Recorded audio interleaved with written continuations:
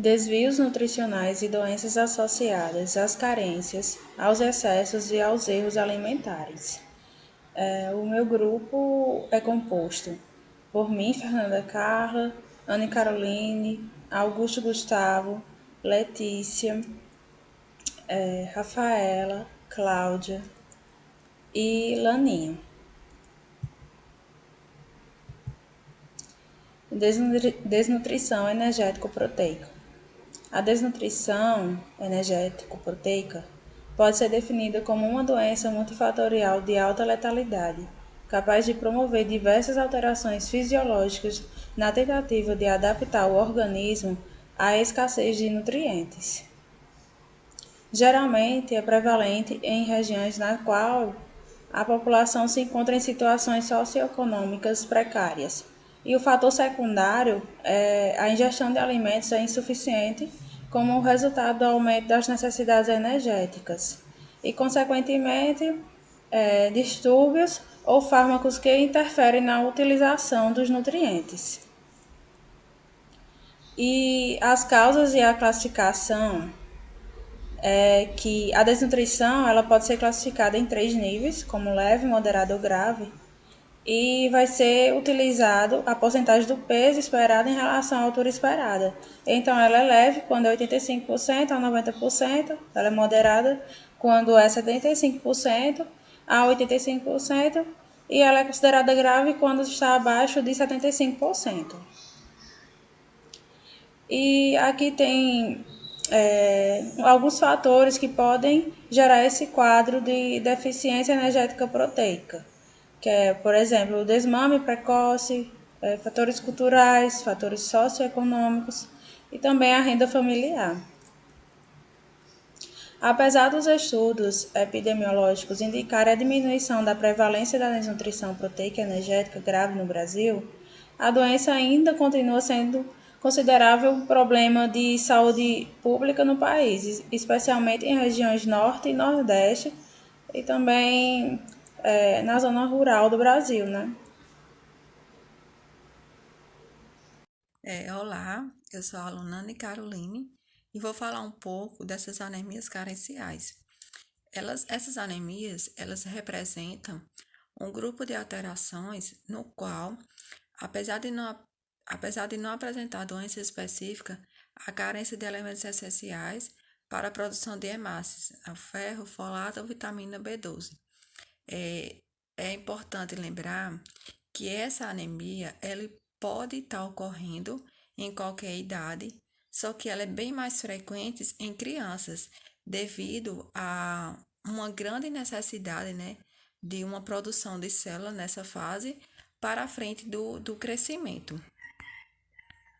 As causas da anemia. A causa da anemia, ela pode estar ocorrendo devido a uma carência alimentar e perda sanguínea, né? São as causas mais comuns, é, sendo, sendo necessário ressaltar a ingestão de deficiente de elementos ricos em ferro, né? E essas fontes de ferro vamos estar encontrando na mioglobina, né? De origem animal, que vai estar presente em carnes, em fígados, em ovos e também em alimentos de não origem vegetal, como verduras, legumes e vegetais. É importante também lembrar que na faixa etária do recém-nascido pode estar ocorrendo essa anemia, né? Devido ali a uma alimentação inadequada, sendo uma principal causa. E na fase pré-escolar, que vai de 1 a 6 anos, além da dieta inadequada, a verminose ela representa outra causa muito comum para essa anemia.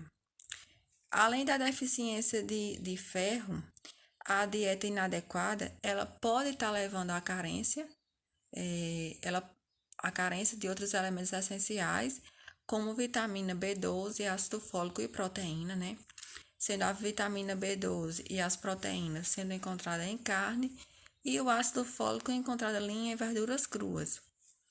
A ingestão frequente de álcool, ela pode levar à anemia, tanto pela ingestão alimentar deficiente, como pode estar ali inibindo a absorção de alguns elementos nutritivos.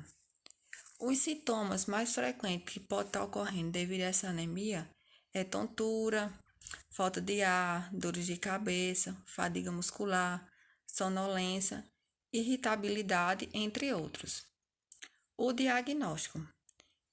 O diagnóstico ele pode estar sendo feito durante exames de rotina, né? Exames laboratoriais, teste de sangue realizado durante a investigação de alguma doença. O tratamento.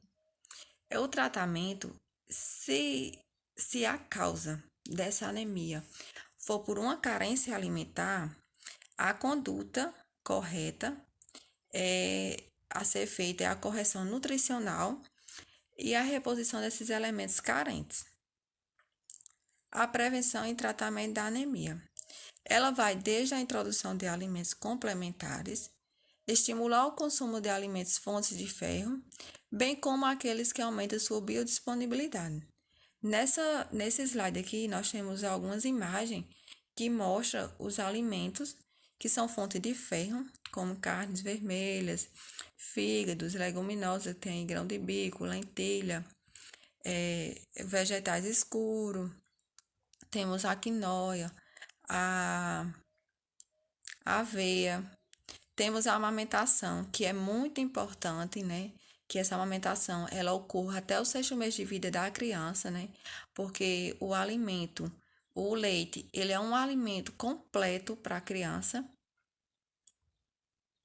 Já temos as políticas nacionais, que elas visam a prevenção da anemia ferropriva. Temos aqui a Agência Nacional de Vigilância Sanitária, né? Que tem a fortificação de alimentos.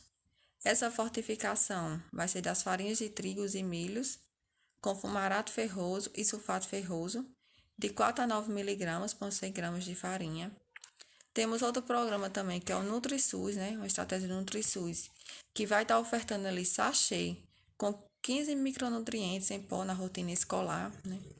Botar essa oferta desse sachê, ela ocorre em escola, em creche, né? Em locais ali que a criança, a maioria das suas refeições seja feita naquele ambiente. Temos também a saúde de ferro, né? Um programa nacional de suplementação de ferro, que vai de 6 a 24 meses, né? 1 mg por quilograma de peso por dia de sulfato ferroso.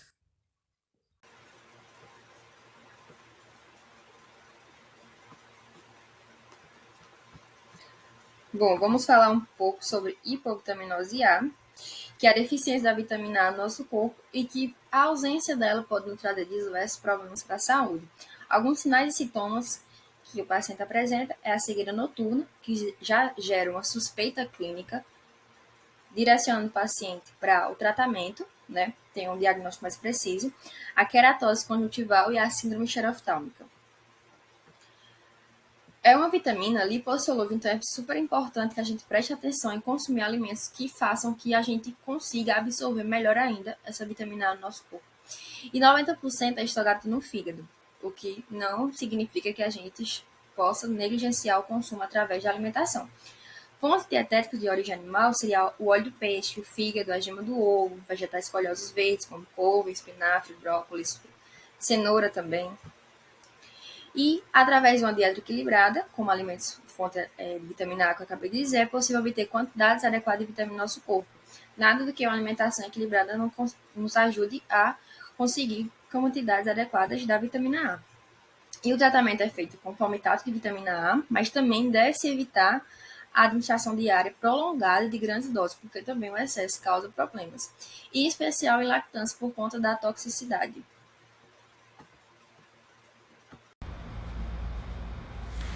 Boa tarde, me chamo Lanaís e vou falar um pouquinho sobre o bócio. O bócio é um problema caracterizado pelo aumento do tamanho da glândula tireoide.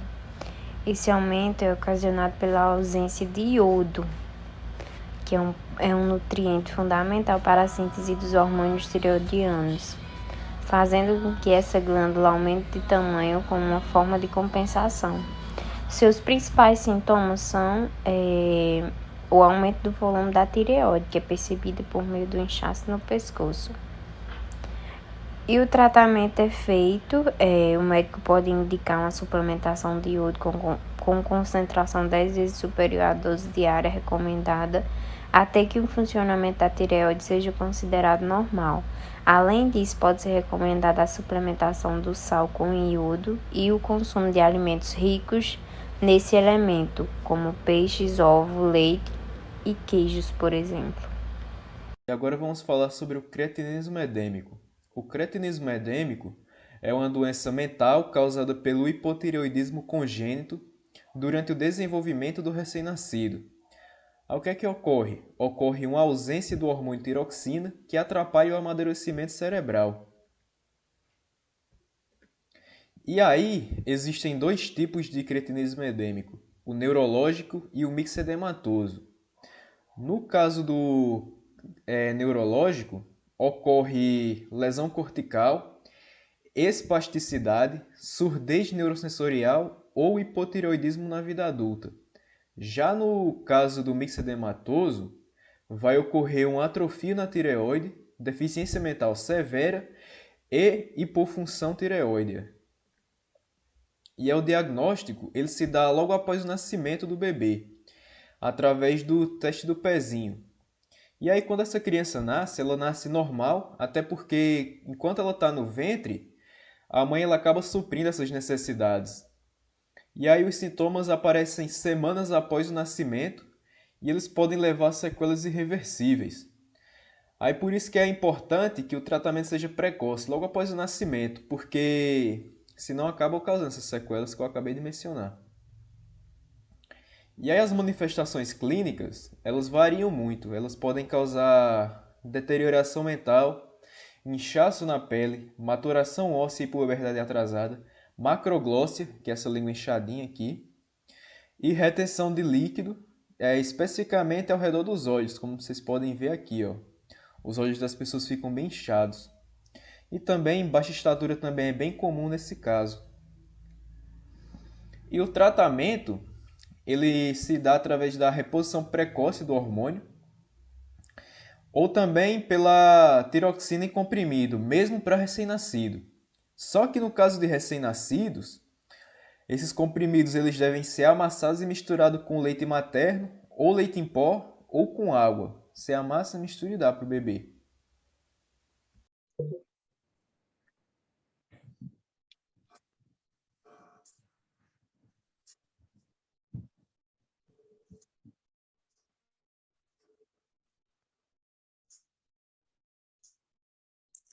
Bom, eu vou falar um pouco sobre dieta, flu e cárie dental. Bom, a dieta ela é a principal fonte de doenças de cárie dentária, porque além dela fornecer as principais substratos e influência na produção de ácidos, no tipo e na quantidade de biofilme bacteriano, que é a cárie, pelo consumo diário de carboidrato que temos. Ele tem efeitos locais no metabolismo de placas na produção de ácidos e que, associado à queda do pH, ela causa a cárie em si.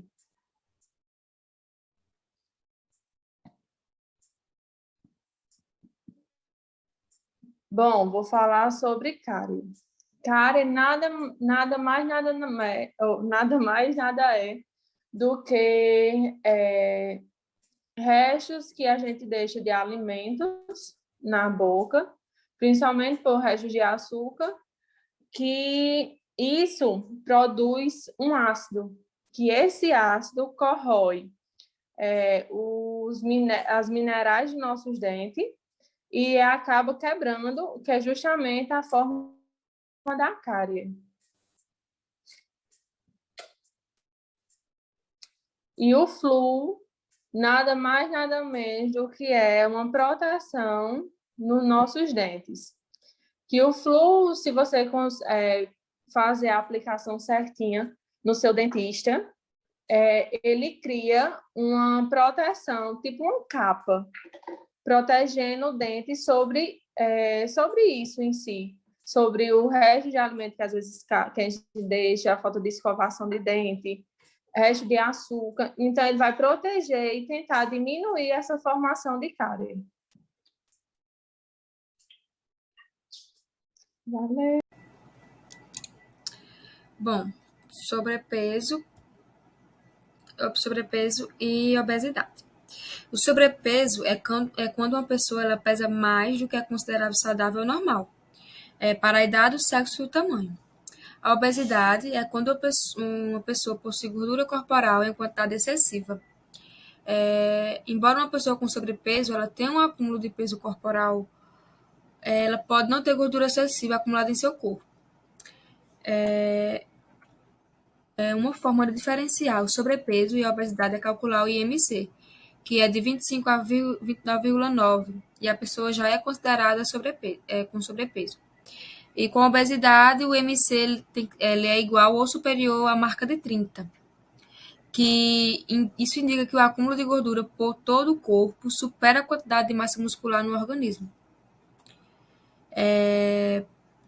Uma informação importante, né, que eu esqueci de mencionar, é que a medida ideal ao redor da barriga deve ser inferior a 80 centímetros para as mulheres e 94 centímetros para os homens, causas do sobrepeso e obesidade.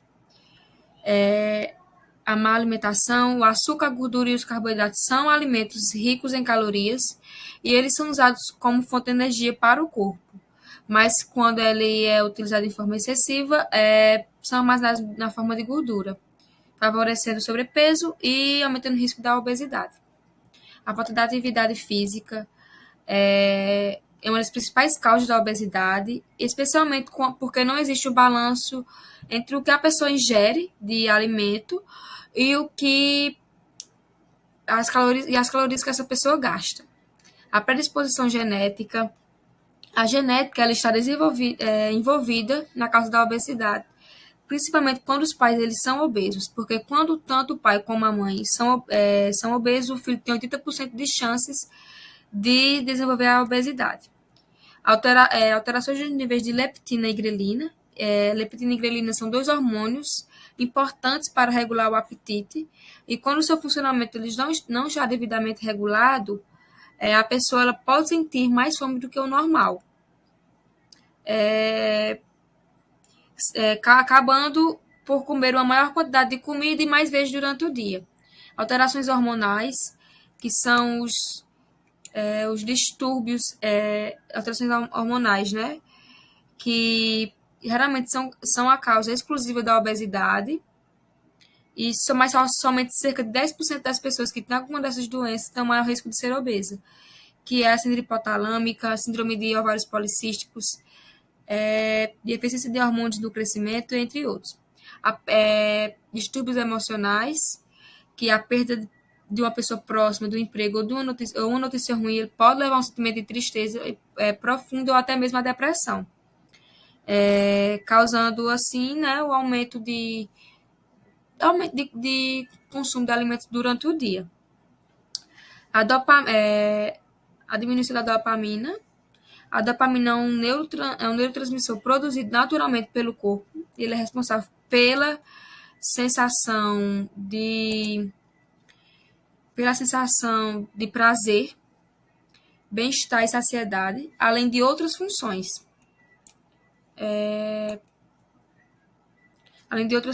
Né?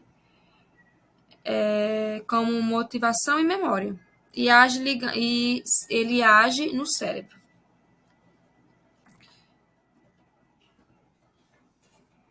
Tratamento. É possível evitar e tratar o sobrepeso e a obesidade adotando um estilo de vida saudável. São os chamados 3 pilares.